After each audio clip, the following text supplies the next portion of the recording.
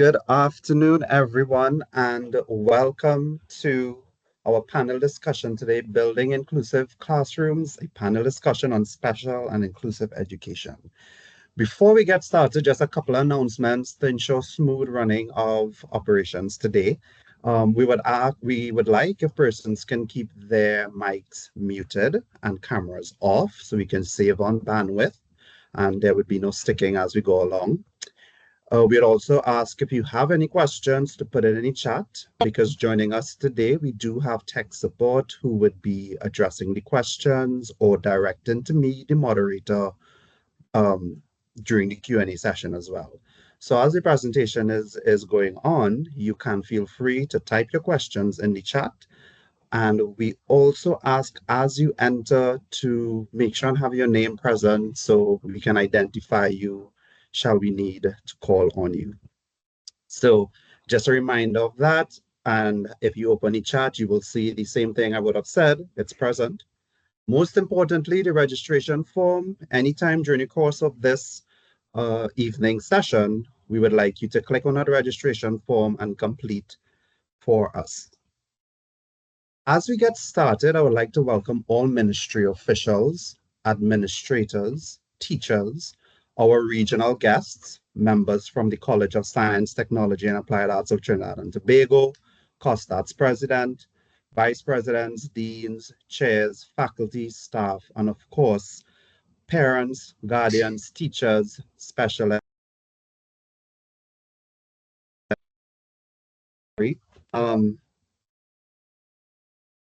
My name is Sanjeev Ramcharan. I'm a senior lecturer at the School of Workforce Enhancement and Development at COSTAATT, and I have the pleasure of moderating today's discussion. Inclusive education is more than just a concept. It is a necessity in today's diverse learning environments. As we work toward ensuring every student receives the support they need, conversations like this become crucial. This discussion will not only shed light on inclusive teaching strategies, but also introduce an upcoming initiative designed to enhance professional development in this area. You will hear as well at the end of our session about our advanced certificate and the short courses in special and inclusive education. We have an esteemed panel of experts joining us today who will share their insights, experiences, and practical strategies for fostering inclusive classrooms. They bring a wealth of knowledge in education, policy, and hands-on experience in special and inclusive education. Before I introduce our panelists, however, I'd like to take a moment to welcome our national and our regional advocates for inclusive education. And yes, I am referring to none other than you, our audience. Thank you for being here. We are elated to have you here as we spark conversations in special and inclusive education. Just allow me a couple of minutes to highlight some of the stakeholders I would have identified from our application. We have administrators and teachers from the Ministry of Education from various districts and schools throughout the country. We have a representative from the Tobago House of Assembly, the School Supervision and Management Unit, Ms. Sherry-Ann Rollocks-Hackett, which is a SS3.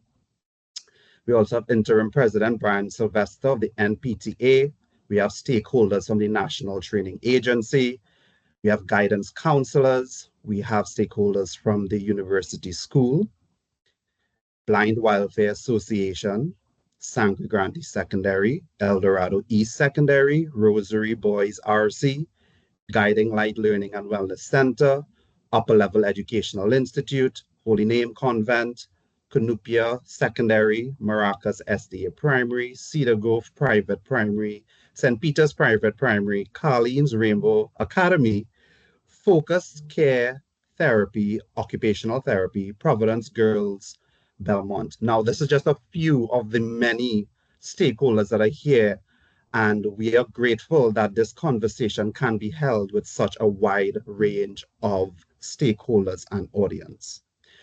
I must, of course, mention our regional attendees. We have from Jamaica, from the Ministry of Education, teachers and administrators joining us. We have teachers and administrators from Meadowbrook, Jamaica, Margotty High School. We also have from Barbados, of representatives from Princess Margaret Secondary School and from Grenada Westmoreland School, Inc. So we welcome wholeheartedly our regional partners in inclusive and special education. Before we go into the panel discussion, allow me to introduce our panelists and then we'll get into the discussion. So first up on our panel discussion, we're going to have Dr. Radhika Mahes, Director of Support Autism, Trinidad and Tobago, a lecturer in history at COSTAATT, a columnist at the Trinidad and Tobago Guardian newspaper.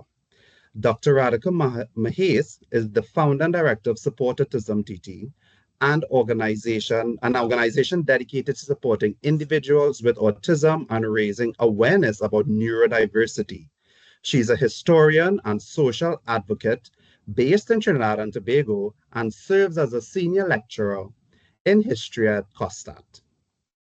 Also on our panel, we have Dr. Joan Bob Ward, PhD in special education, master's in education, a bachelor in education, and teacher's diploma.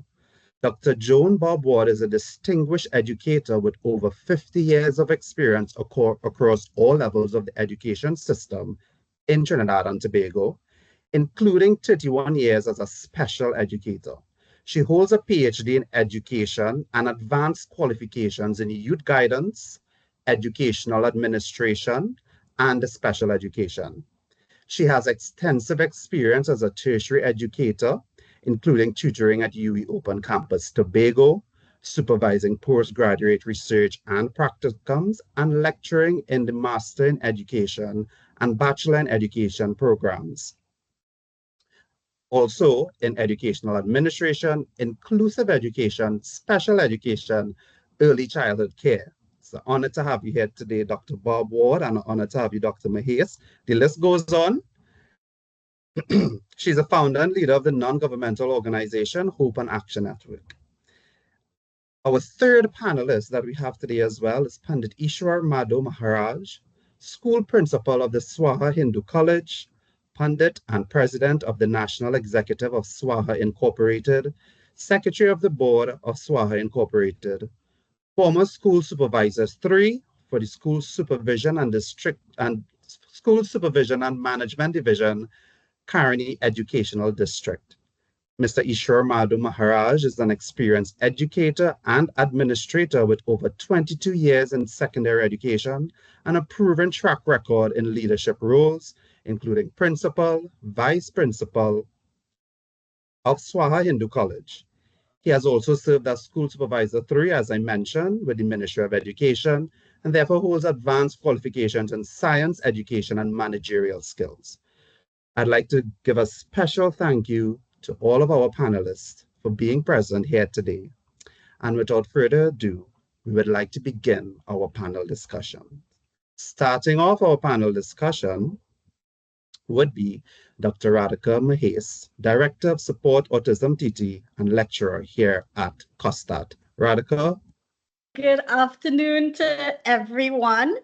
I am happy to join you here today as we focus on special and inclusive education.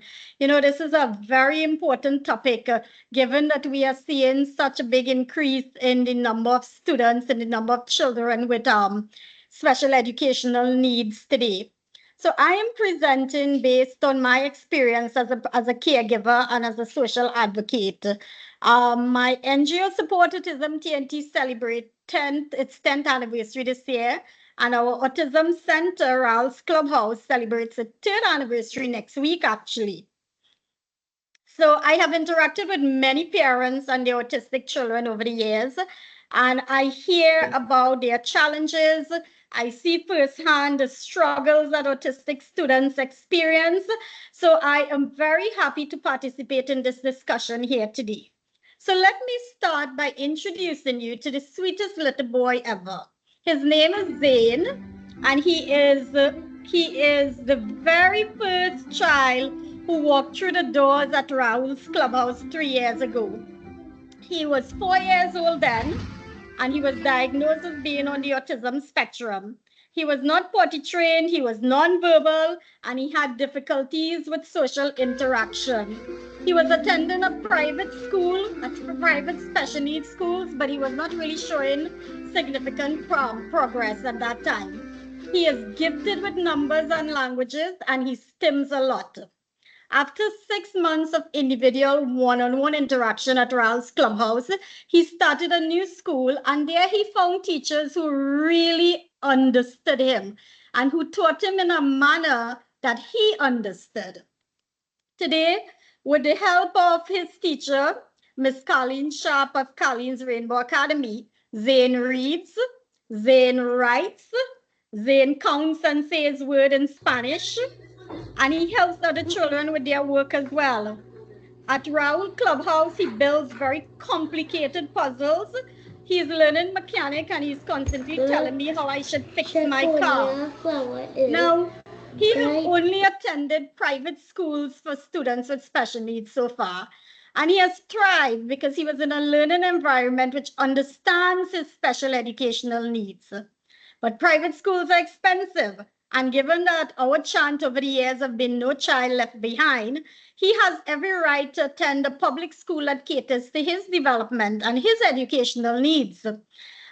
Presently, I must mention that presently out of 45 children attending sessions at Ralph's Clubhouse, 60% are not enrolled in an educational institution.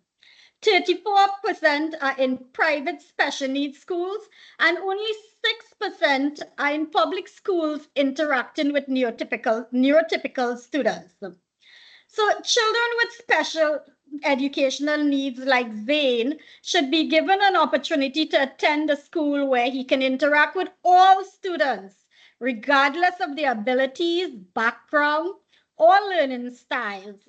A school where he has an equal opportunity to participate, learn, and succeed as neurotypical children. He should be in a school where he can interact with neurotypical children and learn from them in very much the same way that they can learn from him. And this is what inclusive education looks like. It means that students like Zane, they should not be kept separate from neurotypical students.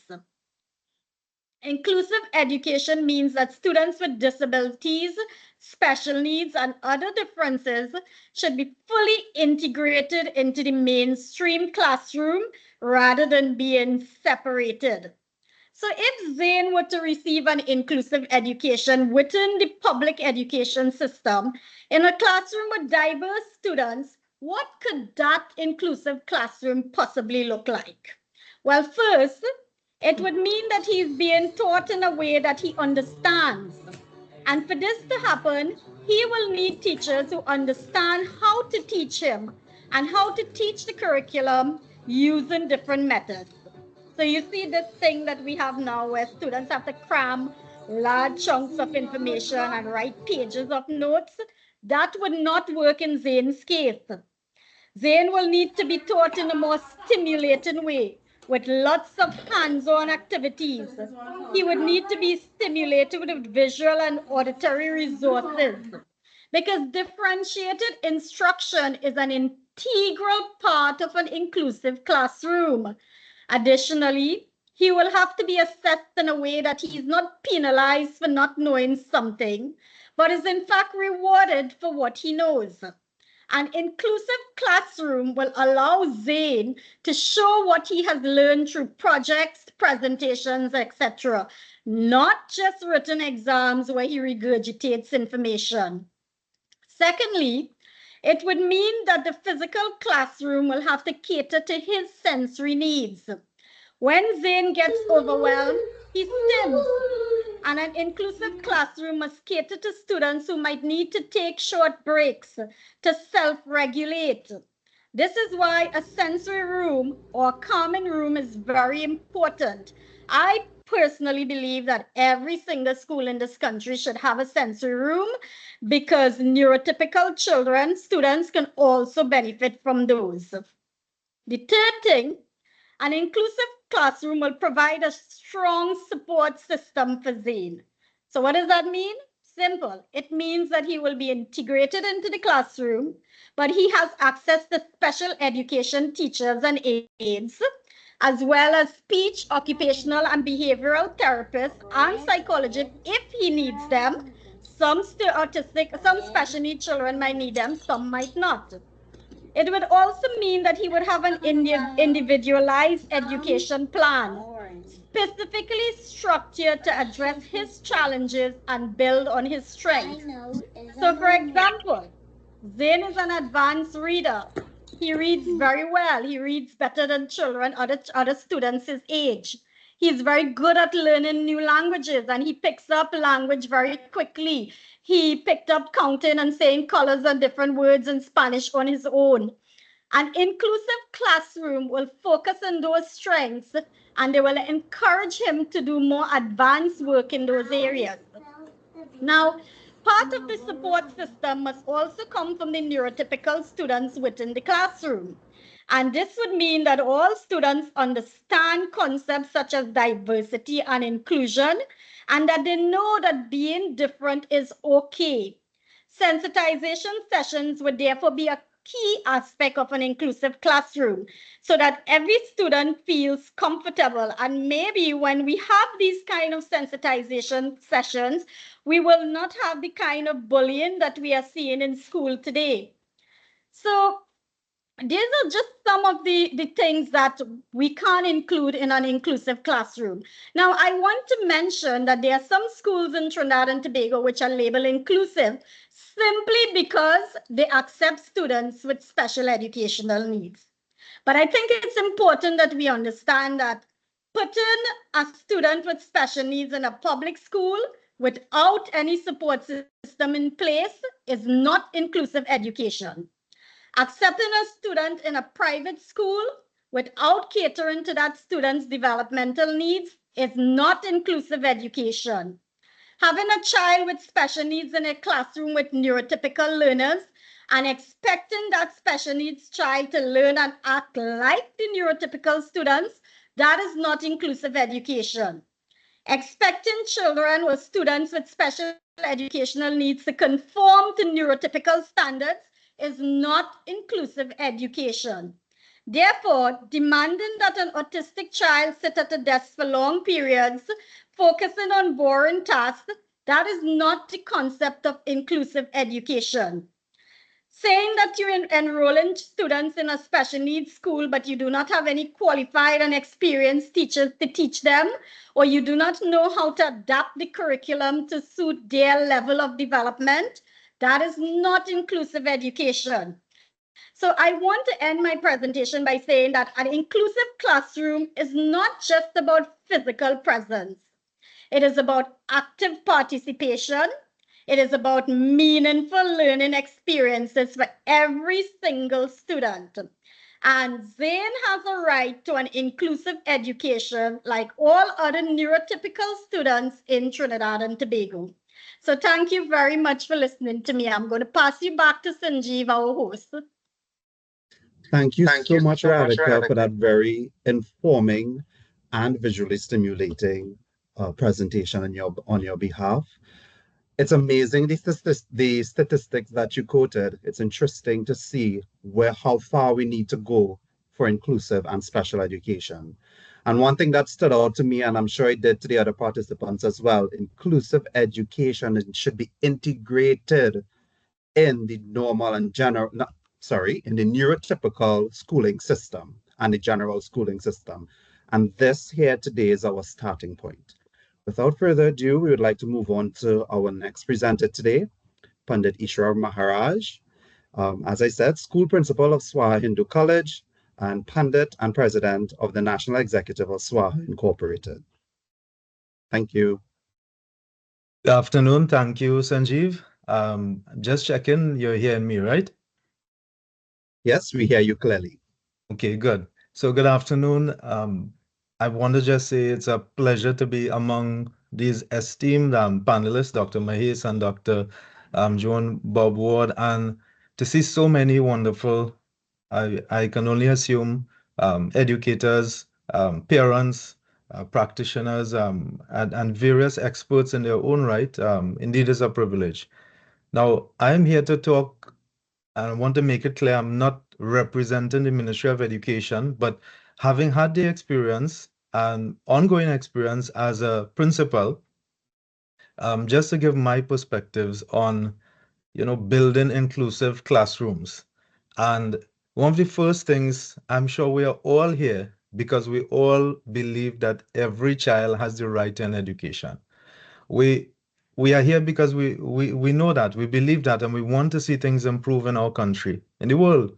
So the child who has ADHD, that child has dreams and aspirations. A child who's on the autistic spectrum, as we were seeing demonstrated there by Dr. Mahes, that child has dreams too. Every individual, every child has something that they want to achieve, every person, and they deserve a fair chance to achieve that, to develop their potential, and to go close towards achieving whatever it is they wish in life. So, our role as educators, and this is where COSTAATT comes in, and we are all here to see things improve. If we want to really build inclusive classrooms, it will take consistent effort, a concerted effort, unwavering dedication from all stakeholders involved. Otherwise, it wouldn't happen. An inclusive education system is one that accommodates all students, whatever their disabilities, whatever their abilities, even, and across all levels from ECC or preschool, kindergarten, whatever we call it, all the way to tertiary and even after, for adult learners as well. I could tell you as an educator, I empathize with parents of children with disabilities and various disorders, and children basically with special needs. Because you know why? The parents and the children also in particular, because quite often they deal with exclusion. They are left out, they're excluded from certain situations, from access to free and fair, and equity in education then. Quite often they exclude, and to exclude someone is very easy to do. But to include them and to have them as part of our mainstream education system and in our institutions is very difficult. It takes a lot of resources and a lot more than, just saying, well, we have no space for them, we exclude them. That's a tough word, a hard word. Segregation also, providing, there's a need for special schools, special needs education schools, yes, where we provide specific environments tailor-made for certain circumstances and certain individuals. We know that. But at the same time, inclusion is important, inclusivity is important, because proper social skills can only develop in many cases, and there may be exceptions, but in many cases where they are placed in a situation where they can interact with other children, not only children who we may consider special needs. And now, for me, so I said exclusion, segregation. I heard the term integration mentioned a couple times already for the evening, and I believe in integration also. But to me, integration is just part of it. Inclusion is a lot more than just integration, a lot more. So I agree with what Dr. Mahes was saying also. It's a lot more than just putting a child into a mainstream school, the regular school system, and expect it to work. So in terms of education policy in Trinidad and Tobago, there have been a number of strides for special needs and inclusive education. Well, when the Education Act came into being, I think everybody will know there was nothing like special education, inclusive education. There wasn't even the Student Support Services Division. I'm sure we have some members here on today. But in 2009, there was the inclusive education policy of the Ministry of Education that was developed. And if I recall, that was developed um, in keeping with the UN Convention on the Rights of the Child and the Rights of People with Disabilities. So that was a step in the right direction. And there was a pilot project in several schools, I believe 16 schools, and then a number of ECC schools as well. How far has that reached? I cannot give you the empirical data and all the figures, but I can tell you it started. Then there was the draft education special policy that came up in 2013, which further advanced the cause of special education and inclusive education practices. But today now, the education policy 2023 to 2027 is what we are all dealing with and what we are all embracing. There are 8 strategic areas, and I think many of you would have heard about these, from amendment to the Education Act, equity in quality education, TVET revitalization, curriculum reform, digital transformation, cultural transformation, and we could go on listing all. But at every single level, each one of these strategic areas and strategic objectives, there's infusion in some way of special needs education. At least it is mentioned. And I just want to quote from one part of it, where we talk about equity in quality education. The Ministry of Education is saying that they intend to provide resources to parents as well as the vulnerable, underprivileged, and children with disabilities, to provide support services for students with physical and learning impairments, to collaborate with Ministry of Community Development for retraining and career development opportunities for parents in the community. They speak about establishing early recognition of student needs and individualized education programs, the IEPs that are so important, that support the child at all education levels. And it goes on. So this shows that, of course, efforts are being made. It's mentioned throughout the education policy 2023-2027. So the ministry has proposed several enhancements to our education system, all steps in the right direction, but there's still a lot more to do. The implementation is slow, very slow. And I want to commend the ministry, of course, for taking these steps in the right direction, as I said, but implementation, perhaps funding is part of the problem. So when I say, inclusion, I said it in the beginning, inclusion to me is a lot more than just simply integration. Because when we integrate students, we are just putting them into the regular educational institutions like my school and many others, and we expect them to fit in. That doesn't always happen. A lot more has to be done. We need to, build education environments that and adapt and design the structures, the infrastructure itself, adapt the teaching methods, ensure that we embrace all that is necessary to help these children, to ensure that all resources are accessible to them without any discrimination. And this is inclusion and special needs education. After my experience, of course, as an as a vice principal, principal, teacher, then for a short while as a school supervisor tree also, I've recognized several challenges. I see it in my own school and many schools that I would have visited and observed. Inadequate resources. Inadequate resources is a big one. And when we talk about resources, schools lacking specialized equipment, lacking assistive technology that, may be necessary for speech and hearing impaired students and so on. Then infrastructural, such as whether it's ramps, accessible bathrooms, all these are issues. But one of the biggest problems is staffing, lack of sufficiently trained staff, the lack of staff to deal with special needs, and in particular, those who are special education teachers, special ed teachers and instructors and student aides. So currently you have very few student aides, very few special ed teachers and instructors. Sometimes you have one being shared among 4 or 5 schools. Then you have student aides, some student aides under the ministry who are employed on very short-term contracts. So how could we really make a big dent in terms of ensuring there's proper inclusive education?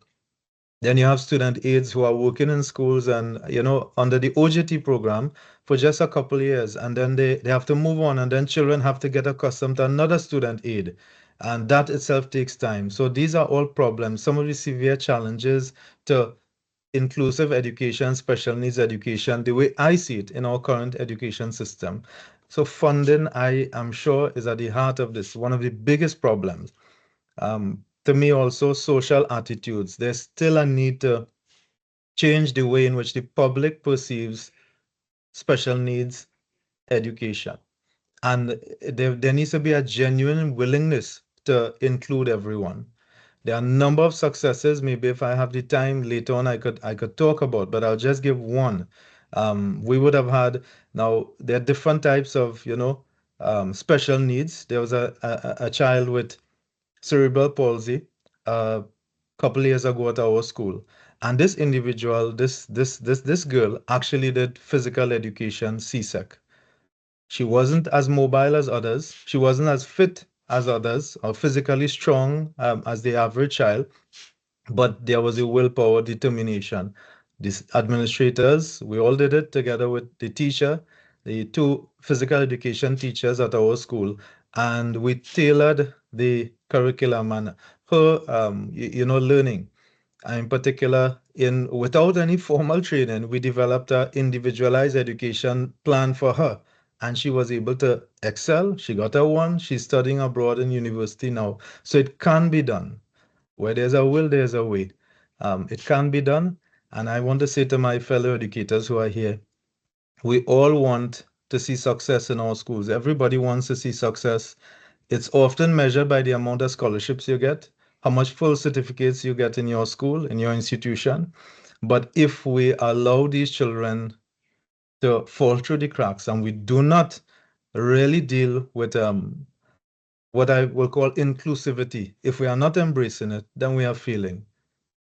These are just some of my perspectives on special education. Thank you, Sanjeev. Thank you very much, Mr. Maharaj, for that very insightful piece as from a perspective as a school administrator, principal, vice principal. Yes, and I agree. We need to take an asserted and a consistent effort at integration and inclusive education. Some very powerful points coming across today from the experiences of those on the field, and I hope that it resonates with you, the audience. We move on now to our third panelist, Dr. Joan Bob Ward. She has a PhD in Special Education, Master of Education, Bachelor of Education, and Teacher's Diploma. We, Dr. Joan Bob Ward has also been instrumental in creating our certificate program in special and inclusive education, our advanced certificate. Maybe she may give some insights or not, but we will give you some more information on that. Without further ado, I'd like to hand you over to Dr. Joan Bob Ward. The floor is yours. Thank you. Thank you. And I thank the presenters who went before me, because certainly they have taken some material out of my script, so I'll have to skip those. We are on the same page. Some years ago, I engaged in a research on inclusive education because I wanted to find out how stakeholders felt about this. And of course, we know inclusive education has gained importance in recent times, and Trinidad and Tobago had proposed to go into inclusive education in the year 2013. Now we are 12 years away from 2013, and we have not achieved this goal. However, it is still something that is on our front burner, like many other developing countries, and researchers have indicated that 80% of persons with disabilities live in developing countries. So the government of Trinidad and Tobago wishes to begin to include all persons with disabilities. And we heard the former presenter indicating that inclusive education is about access. It's about being able to sit alongside your partners in the typical schools. It is not about discrimination, not even about integration. And it relies on the support of all stakeholders. But here's what's happening with us in Trinidad and Tobago. We are coming from an exclusionary tradition. We are coming from practices where we have pushed people into margins, into blocks, into silos because of their disability, sometimes even their race, the part of the country in which they reside sometimes because of who their parents are. We are coming from an exclusionary practice, an exclusionary tradition. And within this, we are hoping to implement inclusive education. And so we will have problems if we do not change certain things. So I investigated the perspectives of stakeholders. I wanted to find out what they thought about inclusive education. And so I interviewed parents and teachers, principals, students with disabilities, students who did not have disabilities, parents from what we call the regular schools and parents from special schools. And it was a wide mix of persons. I wanted to understand their perspectives. And I used what was called constructivist grounded theory. So I did not go in with a theory. I did not go in. I wanted to search and to construct the theory with the persons I was interviewing. And certainly they told me some meaningful stories. I gained information from multiple perspectives. And so together we constructed the meanings. I selected, as I told you, teachers and parents, principals and students. And initially I handpicked. But then, as I saw certain information emerging, I had to do what was called theoretical sampling, where I pulled people who I felt had the information that was related to the theory that was developing in this research. And so a number of schools, and this is a list of the schools that I observed and where I found my participants. It was mainly interviews, but I did some observations in schools as well. And I found some interesting stories. Versus concepts of disability. It was confusing. Some people did not understand what disabilities meant. And so I had people telling me, when a teacher asked a question in class, how is the child in the wheelchair going to answer? So there we saw misconceptions, because if somebody uses a wheelchair, it does not mean that the person doesn't have a working brain. So the concepts were confused. Some people believed in what we call the medical model of disability, where they felt that something is wrong with a person who has a disability, and it is the person's fault that they cannot fit in. Then we had people who had the religious belief or religious model of disability, who felt that people were suffering because of something they did or their parents did. And although it's called the religious model, it's not something pleasant. Then we had people who felt, yes, disability has a social origin. And the word handicap is not something we should place on a person with a disability. It is the society who puts things in place so that this person cannot participate. And so we had a whole mixture of concepts, and we cannot introduce inclusive education in a situation where people do not understand what is a disability and how a person with a disability operates. We cannot certainly institute inclusive education where people believe that it's a medical model, it's a person's problem. And if a person wants to get into a building, that person cannot get in because they use a wheelchair and it's their problem. We have to ensure as a society that we put everything in place to ensure that everyone has access. So I found a whole mix, which I call the eclectic models, some with the social, some with the medical, some with the religious, and that can create confusion. And we see here the need to educate. Out of this study came a strong need to educate persons, not only about disability, but about inclusive education. And here is what is happening with the stakeholders.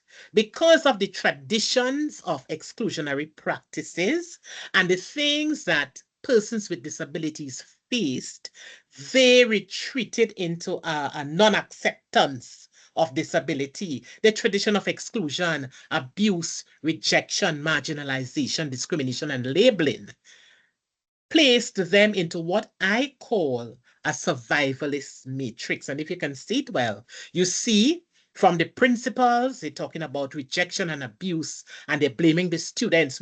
They're saying we're not prepared, we don't understand disability. They were using terms like abnormality and subnormality, which have no place in a discussion on inclusive education. They were unwilling to accept students with disabilities in their classroom. They spoke about the challenges of work, and they felt that when we put the children in the schools, they're going to be guinea pigs. In terms of the other stakeholders, parents and the students themselves, they talked about rejection, abuse, and they were unwilling to send their children into inclusive schools. The students with disabilities felt rejected, and they felt that somehow people felt that they should earn the right to go into a regular school, an inclusive school. And then there was criticism of the policymakers because they felt that resources were not provided, supports were not there, that disability was not understood, that inclusive education has a low priority, and that the change required proper management. And so moving from exclusionary traditions to inclusive education, which really is a picture of social justice, requires education. We must educate our stakeholders.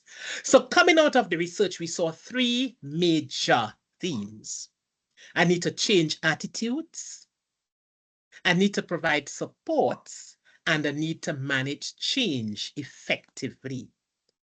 Attitudes, of course, negative attitudes were seen coming from administrators, educators, the public, the parents, the students, the society. And I want to inject something here. We cannot have inclusive education without an inclusive society. So while we seek to educate, we have to educate the whole society.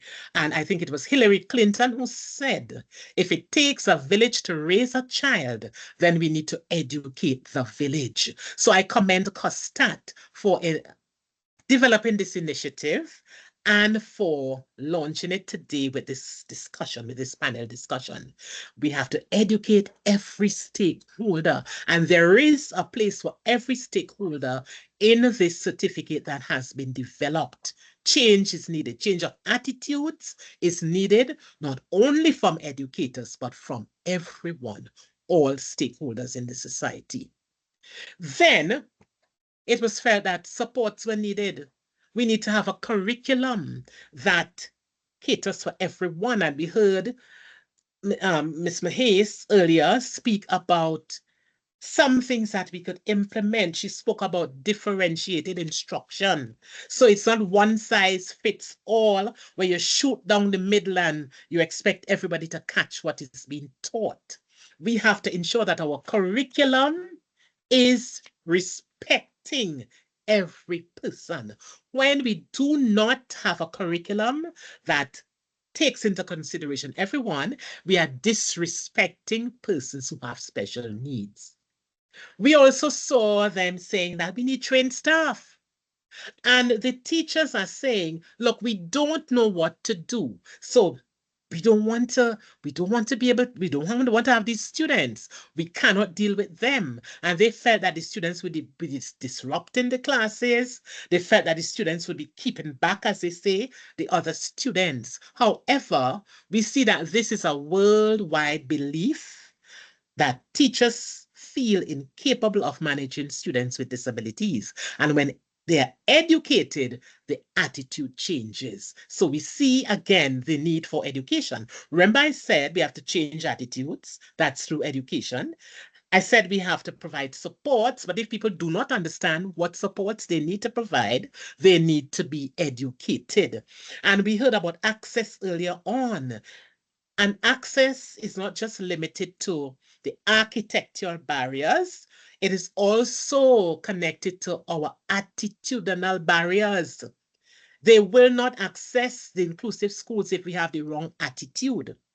Programmatic barriers where our program does not cater for them, and administrative barriers where somebody feels that they will disrupt our program and they should not be here. So we see the need for change of attitudes through education, change in the way we provide supports again through education, and with education we'll be able to institute a differentiated classroom, a humanistic classroom that takes into consideration every human being. We'll be able to use universal design for learning, where learning, teaching and learning and assessment are designed for everyone. We'll be able to develop individualized education plans. We will be able to implement response to intervention. And of course, we will see the need to have in every school a multidisciplinary team. In terms of change management, stakeholders spoke about not having enough information. Again, they spoke about training and engendering faith in the system to change properly, to change effectively. So a thread that runs through all the attitudes, the supports, the change management is education. And here is where this program that COSTAATT has developed comes in. And I'm saying that every teacher should be trained in special and inclusive education, because the child, when he enters an inclusive school, should not have to be directed to a particular corner of the school to be educated. Inclusive education is about educating our children alongside their peers who do not have disabilities. When we speak of inclusive education, we're not talking about dropping an inclusive school in a district and say, that's my inclusive school over there. It is about every school being inclusive, every school being ready to take care of every student. This course will fill the needs that have been identified in my study. Thank you so much, Dr. Bob Ward, for that very engaging piece that you would have presented for us today. And indeed, agreed. How do we eliminate, or how do we move away from that exclusionary tradition, right? How do we change to true inclusivity? True inclusivity is not just special needs and inclusive education, but holistic inclusivity we need, right? We need to also change our misconceptions of disability. So I want to thank you very much to our three panelists for their very insightful and engaging discussions today. Now, I would like to ask a few questions that I would like to pose to the panelists, and so that they could give us further insight. My first question, and I guess a lot of persons, parents and guardians, particularly who may be present here today, teachers, educators, administrators, everyone. And I guess I will direct this to Dr. Bob Ward and Dr. Mahes. What are some of the signs that are indicative in children that may be neurodiverse? What are some signs that we can look for?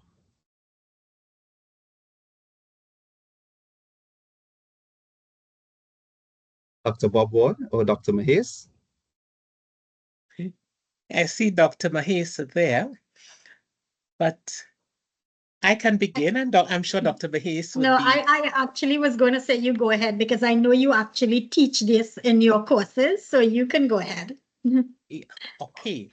So some children who are neurodiverse will come to us, sometimes demonstrating or presenting with language difficulties, some with social interaction challenges. They don't want to interact with anybody. They're playing alone. They're playing with one toy. Yes, and that's a sign, because we are social beings. And if a child comes into your school or your classroom and does not want to interact, then you need to look a little closer. If you notice that there is a significant delay, you need to look a little closer. If you notice that they're fixated on certain patterns and toys and have stereotypic movements, actions, the rocking and the flapping of hands, we need to look a little closer. And sometimes teachers just say, well, something is wrong with this child. This child is not. And teachers quickly want to move them over to a special school. And this is not what we're talking about. We're talking about a child who has the right to be included and to be served in the regular classroom. Thank you very much. Yes. So, and another question, and Dr. Mahiz or even Dr. Bob Ward, you all could probably identify this, and we can share it with our participants after when we send a follow-up email. But what are some of the resources that currently exist, or how can we direct persons who would like to do an assessment or find out more? What are some of the services that currently exist or systems that currently exist, if any? So I can take this one. A child must, in case of autism, I'm speaking about autism here, but it's very much the same for other special needs. A child must be diagnosed officially by a pediatrician who specializes in development. So that can be done at any of the public pediatric departments in the public hospital. So I know that the Mount Hope Clinic does it, Grandy Clinics does it, and San Fernando Clinic. And there are also some outreach clinics in places like Pleasantville, Couva, Siparia, Point Fortin, and Princeton. Now, the problem that we are having, and this is something that is getting worse and worse, is that the waiting period to get an appointment, to get a diagnosis, ranges from 12 months. And recently, I have parents within Support Autism TNT who are getting dates for 24 months. So for 2026. But that is the first step. The first step is for the child to be officially diagnosed. If you have to access, for example, the special child grant from the Ministry of Social Development, you need to have an official diagnosis. If you need to access any kind of concessions or any kind of assistance from student support services, you also need to have the official diagnosis. And I see Dr. Bob is waiting to say something, so let me pass to her. Yes, I was going to speak about student support services, but more so the role of the teacher. A child will not be able to access the services of student support services if teachers do not recognize that the child has a need. Sometimes children are labeled as being lazy, or we say the parents aren't helping them at home, or we say that, the child, we put the blame on the child. Teachers, the onus is on us to look at every child. And once we notice that something is happening, we begin to record. We look closer, we begin to record. And in the courses, we teach people how to observe and how to record and not make judgments. And of course, there is the facility to make the referrals. And once the referrals are made, we know the waiting list is long, but perhaps this is another challenge for COSTAATT to mount specialized courses so that we can train our professionals here. I just want to jump in and say as well, Sanjeev, that we have all these misconceptions and all these beliefs in our society that also prevent parents as well as teachers from recognizing the signs. So, for example, we have parents of children who are 3-year-old and they'll come to me and they'll say, well, he's a boy and, boys take longer to talk. That's why he's not speaking as yet. So we have the teachers who would very quickly label the children as hardened and, Yes. wicked and those kind of things. So those kind of beliefs that exist in our society are some of the things that are keeping us back from actually progressing when it comes towards including children with special educational needs within the wider mainstream society. Yeah, So, thank you very education is necessary. Yes, I agree. Thank you so much. I have another question, and I would like to pose this to Mr. Maharaj. As a school administrator, as a principal, I know there are certain systems and processes to follow when it comes to having inclusive education being more, as we say, removed away from the exclusionary tradition. What are some advice you can give to teachers, or what are some ways you think administration could help teachers transition into being more in tune with inclusivity? Okay, so first off, I want to say that I agree as Dr. Bob mentioned referral process, right? Now that's extremely important. It starts with the administrator will need that information from the teacher. So parents may notice things, but the teachers have to be very observant in the classroom. And this is something I keep telling my teachers, and I assume many other principals will do the same. You look for certain signs, certain cues, and if you notice that something is lacking, or there may be some other behavior that may be a little different to what you're accustomed to, then there are people that you reach out to. So within every district, there's the what is called the MDT, the multidisciplinary team. So you have your school social worker, you have your guidance officers. They may not be one station every school, but they are working on getting one in every school. And then, of course, you have a behavioral psychologist, clinical psychologist, not enough, nowhere near enough, right?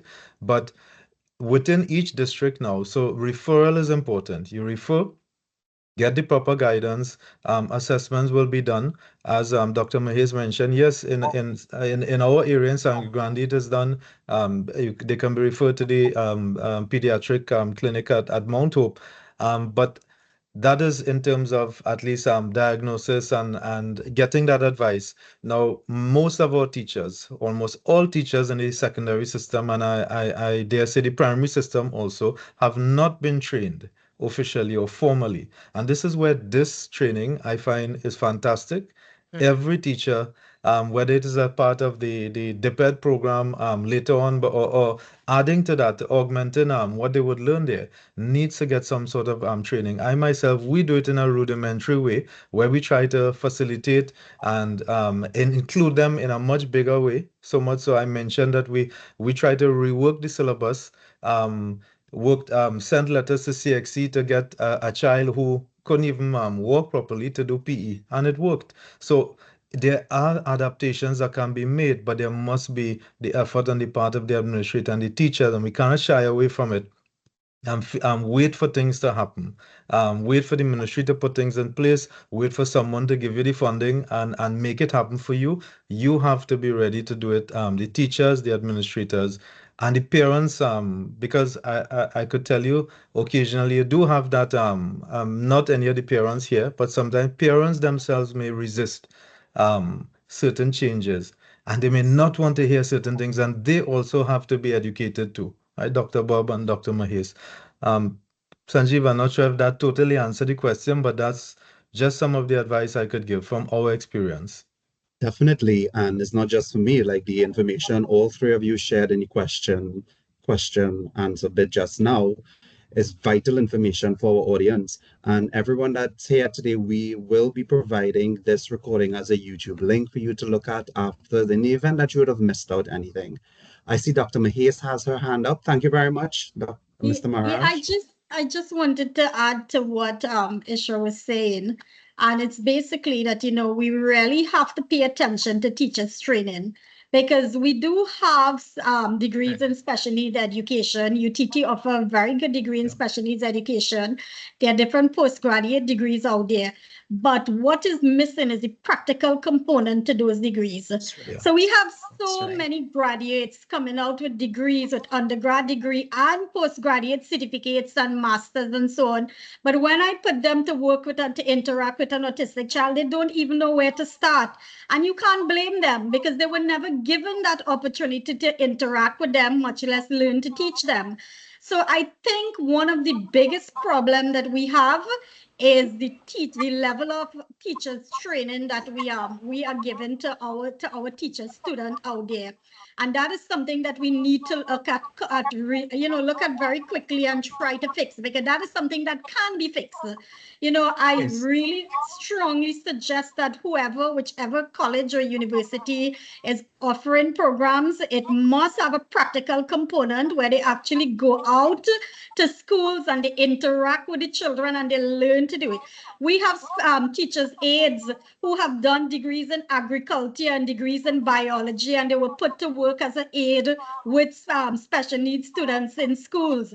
That is absolutely ridiculous, because the kind of training that they're going to get, which is a few sessions for a couple of weeks, is not going to prepare them to work with those children with special needs. So that is a big problem that we have to address immediately. That's right. Yes, thank you very much, Dr. Mahir. So we see in a recurring theme the need for training.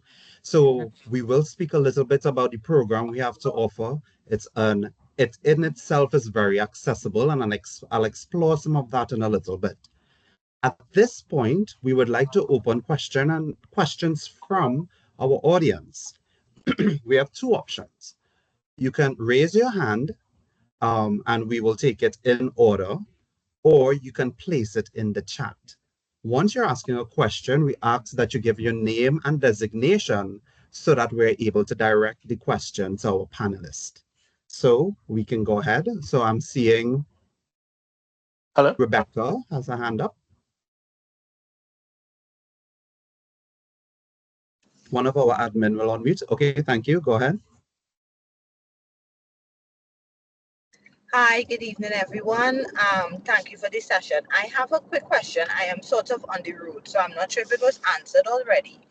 But as COSTAATT is spearheading this initiative, I'm a parent of a special needs child. My son is on the spectrum.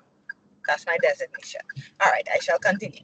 As COSTAATT is spearheading this particular program, what are the considerations the college has for special needs students who may want to pursue education at the college, and whatever considerations or framework that are in place? Are some of those learnings a part of the program as well that is going to be taught? Is some of that lessons learned going to take a practical representation in the program? Thank you. Thank you very much, Rebecca. Joan, do you want to take that question for me? Yes. First of all, I want to be clear that the question was, what considerations does COSTAATT have for including persons who want to participate in the course? I think that's what I gathered. Clarify for me if I'm wrong.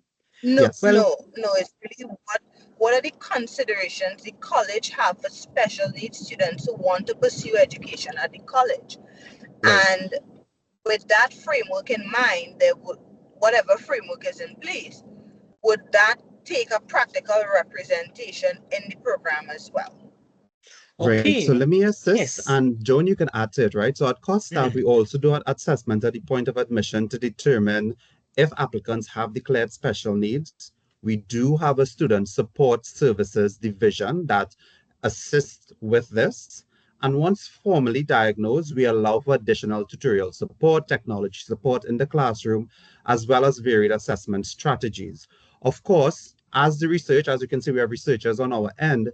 As the research continues to give more insight into inclusivity, we would always do our best to try to include that as well. Joan, you can go ahead. Yes, and all courses, and I teach a number of special needs courses at COSTAATT. I have developed many of them as well. In our courses, we allow for a practical component. We always do. Knowing the theory is not enough. Because I've seen in my own practice as a principal, I've seen teachers leaving certain institutions having qualifications, and they don't understand the practical component of it at all. But COSTAATT allows for that practical component. Thank you, Joan. And of course, we are also exposing our faculty to training. We have an internal professional development for our faculty as well, so that at the higher ed level, we are also taking inclusion as part of our initiative at the college. Thank you very much for that question. Thank you, Joan. So next up with their hand up, we have Kenneth Surat. Kenneth, you can turn on your mic. Sorry, no, we have Yolanda. Good. Yolanda, yes, my apologies. Yolanda, we had you. Kenneth, we'll come to you after. Hi, good evening, everyone. Good evening. As a teacher, I would agree with the statement of practicality. While I was doing my degree a few years ago, many of my classmates would have done their practical in a normal primary school with the children of that school, even though they were doing special ed.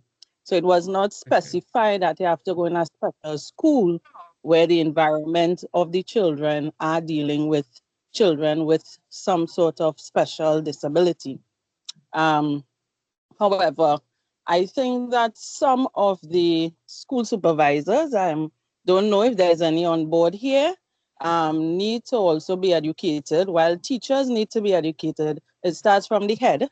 And if the head is not educated, it's difficult to give down that ruling coming down the platform, you understand?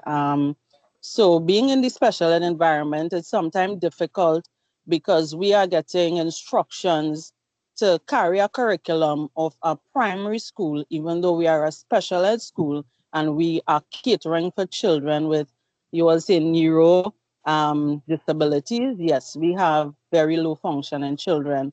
So my next question is also, do you believe that all children can be integrated into the primary school, all children with special needs? Because I don't share the same view because of the children that I teach, but I would like to get some input where that is also concerned. So Thank you. Yolanda, Thank the you, research Yolanda. says that there will be a 5% or so who will not be able to access the inclusive schools. Sometimes the disability is so severe that the typical school, the inclusive school, will not be able to accommodate that child. However, as far as possible, we should try to integrate that child. So let's say you're doing art or something that the child could participate in. There could be that integration just for that purpose. But yes, there are some who are so severe because sometimes we have children in hospital beds. We have children who would need very, very specialized care. So about a 5% may not be able to. Dr. Mahis, I saw you had your hand up to respond. You're muted. Sorry about that. So the thing is, we have an inclusive education policy, as Mr. Marad said. We do have quite a few policies that basically, you know, the whole idea that no child left behind, and we have been pushing towards that. But when that's in theory, and it's a good theory to have, it should be the starting point of where we work from. But when it comes to the practical part and the reality, we have many. I mean, I come across so many parents who would come to me in September and said, you know, I applied for 4 schools for my child to start primary school, and they didn't get into any. And the thing is, sometimes the principal will tell you outright, well, I don't have any teachers or any SPED teachers. And you can understand that if they don't have any SPED teacher, they're fearful to take a child with special needs because they know that they cannot give the child the type of education that they need. But then there are those schools that don't accept the children because they are concerned about SEA passes and so many students are going, whether the child is of the caliber that they can pass for one of their first or second choice school, because those are the things that make their schools look good. Then we have the children who, as Dr. Bob said, just simply cannot function in that environment, not the school environment as it is now. If it was a school environment that was properly geared towards an inclusive education with the therapies and all the things that I mentioned in my presentation, then they would very well be able to function, and maybe not for a full day, but at least for a few hours a day, because it really and truly, every child has a right to an education. And if we have all these policies and they exist, then we really need to make a more concerted effort to making sure that those policies are properly implemented. And I have to disagree with Mr. Maraj when he says it might be a funding thing, because I see someone posted in the chat that Ministry of Education get one of the highest chunk of the budget every year. They got $8 billion last year for the 2024 budget. So you cannot tell me that it is a funding thing. It's a matter of priority. If you decide that, listen, I want special needs education and student support services to be able to function fully, and you make a concerted effort towards doing that, then the entire education system will be, to especially for special needs children, will be a better one. Sorry. Hey, thank you very much for your insight, Dr. Mays. Dr. Bob, what you had a statement? Yes. Hmm. Inclusive education and an exam-driven system cannot coexist. Where schools are profiled because of results, that cannot happen in an inclusive situation.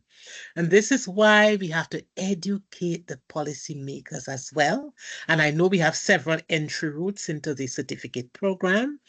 Therefore, we'll be able to capture the wide group of stakeholders. Everyone needs to be educated. There was once when a school supervisor came to the school for the deaf where I was principal, and that school supervisor was surprised to know that we were teaching mathematics and language at a school for the deaf. The school supervisor said she thought we taught sign language all day. And we had to explain that sign language was just the language we use, just as you use English in the other schools, but we use it to teach all the other subjects. So we see that there are misconceptions, and we know, we understand. As long as somebody doesn't understand a concept, yes, they will have misconceptions. Education is key. Congrats, COSTAATT. This certificate will fill the gap. Thank you very much. Mr. Maharaj, do you have anything you'd like to add? I'm listening, and I myself in this short time learned a little bit too, right, from what Dr. Bob Ward presented.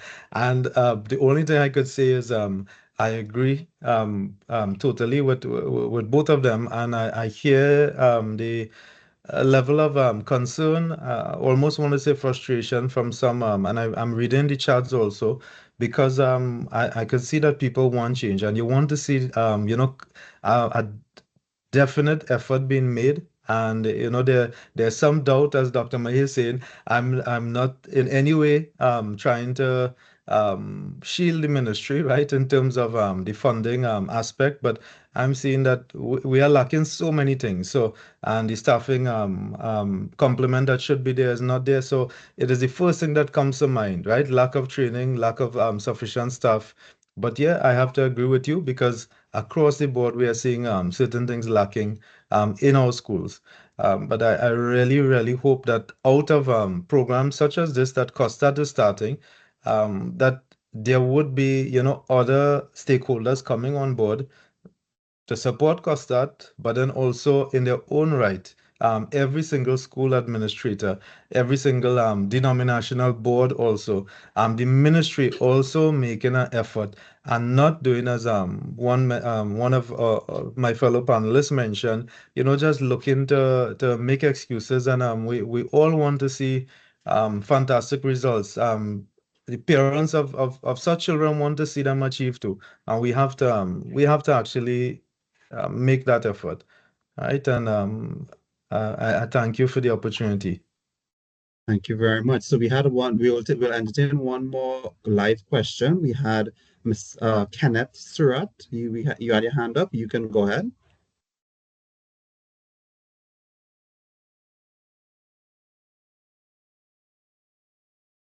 Miss Kenneth there? Hello, are you hearing me? Yes, we are. Okay, my name is Kenneth Surratt. I'm totally blind, and I went to COSTAATT, and my experience was wonderful. The lectures I had zero problems, and Dr. Mahis was one of my lecturers also. So I would say kudos to COSTAATT, front of the class. You did very well, and I really appreciate my experience at COSTAATT. Some years ago, the United Nations did a situation analysis in Trinidad and Tobago, and one of the top issues was attitudinal barriers. And I want to suggest that we look at our language that we use when we deal with persons with disabilities. For instance, I am on a campaign to deal with people using the word blind in a negative point of view. And I'm telling people the dictionary full of so many other words you could use. Stop using language, ableist language, to describe situation that is of a negative situation. So if Dr. Bob and the panelists could give some discussion on ableist language and how it impacts negatively on persons, since one of the three items that she identified in her research is people attitude towards persons with disabilities. Thank you very much. Yes, the program that COSTAATT developed has a component on inclusive language. And yes, we need to just get rid of that exclusive language. For example, we tend to refer to people who are differently abled as, using their condition first and foremost. So we talk about a blind man. So the first thing we think about is blind. And the second thing we think about is that this person is a man. Yes, so we have to eliminate the exclusive language. Deaf and dumb is not something we should ever say, because all our persons who have hearing challenges know about the United States of America, and they know what the word dumb means in the United States of America. That's exclusive language. We also have to eliminate this thought of subnormality and abnormality. And some of the terms we use when we talk about bringing them in and so on starts off with the notion that we don't have them in, and that we occupy the central position of normalcy, and they have to fight their way into this central position. We go to church and we hear people say, shall we all kneel for prayer? And there's no way on the face of the earth I could kneel because of my challenges with my knee and my back. And then they say, look at the person next to you and say, welcome to church. And there are people in the congregation who cannot see. So they will not be able to look at the person. So we have to be very conscious. And the program has a component on inclusive language. Thank you very much for your question, sir. Thank you, Dr. Bob Ward, for articulating that so well. Thank you, Kenneth. Radhika, you'd like to add to that? Yeah, I just wanted to say one other thing. We use disability language as insult in Trinidad. So we tell somebody you're blind or what, you're deaf or what. Those kind of things that are so common in our society that we say without even thinking twice about it. That shows the extent to which we don't think about disabilities. Yeah. So Dr. Mahir, since thank you very much for that. And I agree, we have such exclusionary language. I'm going to be using that word a lot now. Dr. Mahir, since we have you on the mic, there's a question in the chat directed to you. You spoke about a sensory calming room. What needs to be in this room? Can you briefly give us some insight on that? So I had showed a short video with Zane in our sensory room, in our former sensory room. It's just basically a comfortable room. We use a lot of lights, a lot of calming lights in that room. Depending on the space that you're working with, you can set up a sensory room literally in any space. You can set up a sensory area in your living room if you have autistic child or a child who is, who can't deal with things like loud noise and so on. So lighting goes a long way. If you have the right kind of lighting, that helps. If you have a nice, comfortable mat on the floor, that helps. When a child is having a meltdown, it's very difficult to put them to sit downs in one spot. So, you have those kind of things. We also have a lot of the balls. So, for example, our kids who have ADHD, they might not be able to sit at a chair and read or write. They need to move. They might be fidgeting. So we put them on the ball so that they can sit on the ball and they can move around while we are working with them. So different things that you can use. The lights especially helps a lot. So in the video we had something called a fish lamp. So the fishes were moving up and down, and the kids, it's amazing how when they enter that room and they see that, they calm, they become calmer, they become more settled. Sometimes if we are working with them and they're getting a little agitated, we'll break for 2 minutes and let them go into that room. Then we help them to self-regulate, and then we bring them back into the normal room to work. So it's not something that is impossible. All you need is a simple little space that you can make comfortable according to your child's need. So it can differ according to the child. Thank you so much for that. That is such useful information, and that goes across the board, having a calming room for anyone, but more specifically, our neurodivergent. So at this point, I would like to wrap up the Q&A session. I want to thank everyone for their questions, their enthusiasm. The chat had some very insightful information there as well. We were answering questions in each chat as well. Thank you so much, everyone. Thank you to our panelists. So you would have heard everyone mentioned by the panelists. I would have mentioned it in between. There was a theme that training and sensitization and education needs to be a part of it. And that is where our program here at COSTAATT comes in. You'd have seen in the chat as well, and I'll tell you a little bit about our program. We have an advanced certificate in special and inclusive education. This advanced certificate, yes, it is designed for educators and administrators, and is designed for persons with 5 CSEC passes inclusive of maths and English, and you can come in, you can do the certificate. However, we also wanted to make this accessible as much as possible. So in addition to the advanced certificate, that is one pathway. We have another pathway. The next pathway is where we would offer individual courses from the certificate as short courses. So you can come in and you can do that as a professional development short course, right? This certificate as well, or the short courses, you can, as teachers, as administrators, as parents, as guardians, as a general public, you can come into this program for what we call upskilling or professional development, or to learn about this program, right? So I encourage you to explore this program further, and I'll be sharing this with you all via email, hence the importance we were asking you all to fill out that form. And a most important thing that I forgot to mention, this program is accredited by the Accreditation Council of Trinidad and Tobago. COSTAATT is an accredited institution. So when you get that certificate, you have an accredited certificate that is recognized under the accreditation body of Trinidad and Tobago. And I must say it's commendable to the ACTT for also pushing the accreditation of this, and also for us designing a program that has met those standards. And in addition, we also have the option. So let's say, for example, you're a parent. You're not in education, you want to learn more about this program, you want to learn more about themes and inclusivity, right? You can access the short courses. However, those who are accessing it, you would usually get a certificate of achievement. But let's say you don't meet the entry requirements, we have a third pathway. Persons can enter into the program. They can access the short courses and complete the short courses.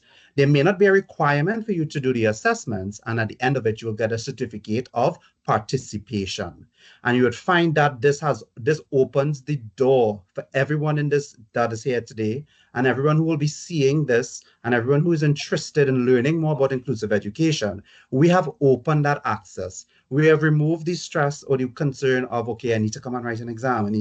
No, you can come, do the program. However, instead of a certificate of achievement, you get a certificate of participation, right? The cost will be shared via email after. The programs are scheduled to start as soon as this year, September.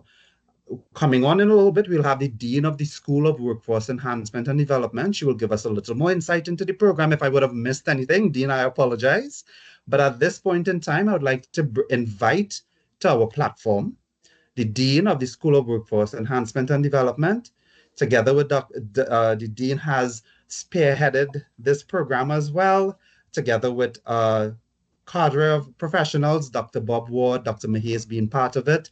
So Dean, we thank you for making this come to light. And Dean, I hand over the floor to you. Thank you so much. Yeah. Thank you very much, Sanjeev. And let me say a special welcome to all of our stakeholders, and thank our panelists for such rich discussion. It's unfortunate that we are approaching the end of the session today, because from the comments that I've been seeing on the chat and the rich discussion that is taking place, it's almost as if we want to continue this discussion into the night. But you know, this is something that I've been passionate about for some time now. Joan would tell you that It's a conversation I've been having with her for quite a while now, and I'm really, really happy to see that we're one step further to bringing it to fruition. It's a national conversation that we want to start through COSTAATT and through this program, because we really feel that yes, there is public policy, yes, there is goodwill from the funding agencies and the ministry and so on, but we need more champions on board. And we believe at the college that if we take the initiative to train more educators, to train more parents, to open up the conversation like in sessions like these, then certainly we will raise national interest, we will raise public awareness, and we intend to drive change from below. All right. So I think the one thing that I would like to say further about the program is that we have been approved by ACTT to introduce the program. And so application for the short courses in the program, as well as the program itself, will commence as early as May through the college's website, www.edu.tt. You can go on and you can fill in our application forms there. And someone will be in contact with you, let's say in July, August, so that we can commence the registration process. Our courses are all online. And if we see the need to run a special cohort, we can also do that. We recognize that there are some external stakeholders from other countries as well. So we are prepared to come to you if you need us to come to your country and offer a customized approach in terms of an accelerated delivery model, or take any of the components that we have in the program and convert it into a more customized version, or let's say a workshop version, so we could do a 4-day or 5-day accelerated delivery to your staff, because we recognize that this is not only a problem in Trinidad and Tobago, it is probably a regional issue. All right, so that's it about the program. We look forward to sharing the information with you. If you like us on our Facebook and Instagram pages, you will get a lot of social media content about the program as we move forward between now and September. And if you have filled out the form that is in the chat today, we will continue to post information to you about the program. I also, as I have the floor, want to take the opportunity to thank our panelists today. It has been, I know that you all are doing human service in this area, and it was very evident today based on the discussions that we had. So we thank you for sharing of your time, and we hope to see many more discussions from you in the coming months. To our moderator, Sanjeev, thank you. Since Sanjeev came on board at the college, he has also been working closely with getting this program to the stage that it is at today. And we thank you very much, Sanjeev. To the support staff on the background, Melissa and Alicia and Leticia, we say thank you very much. They've been working in the background to keep the panelists apprised of what's happening in the chat and admitting the participants, and also sharing information or redirecting questions. We also have one of our senior vice presidents here from the college, Dr. Kamambach. She is actually the vice president of student affairs, and she has been working hard at the college to ensure that we do all that we can to support diverse classrooms and our diverse student population at the college. So Dr. Kamambach, I must say, welcome and thank you for taking the time to join with us. I also want to thank our various representatives from all of the institutions that we have. I know Sanjeev listed some of them at the start of the program. I only took notes of a few of them, so I will not call names again out of respect to, to not isolate anybody or leave out anybody and so on. And just to say thank you. This has been a really, really rich evening, time well spent, I believe. and look out. We do have much more to come in this particular area, and COSTAATT is at a pivotal stage now in its journey in creating opportunities for educators and parents as well. And I want to encourage you parents. I know it can sometimes be intimidating for parents who believe that, okay, I'm not an educator. You are the first educator of your child. And therefore, it's very important for you to know. And it is with that trust that we decided that we were going to offer the certificate of participation as well. So that even if you just want to come to the live sessions and listen, you don't have to participate in the assessments or anything like that. Just having that knowledge and knowing is going to help you to help your child. And and that certificated participation is specially designed for those parents who might not, want to have the educator's certification, for want of a better word. So I thank you, and I hand you back to Sanjeev. Thank you very much, Dean Chirkut, for eloquently tying it together for us. I want to also express my thanks to the panelists, to the support staff, and to all of the participants here today.